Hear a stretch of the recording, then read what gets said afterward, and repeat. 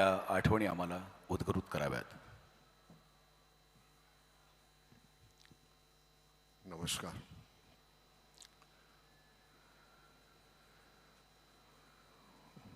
माझी श्रद्धांजली. 50 वर्षाचा दादाचा आणि माझा संबंध. दादा कार्यकर्ता होता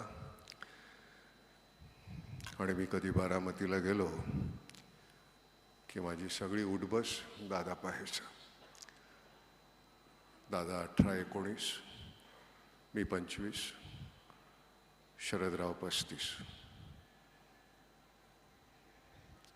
50 वर्ष खूप होतात, खूप आठवणी आहेत.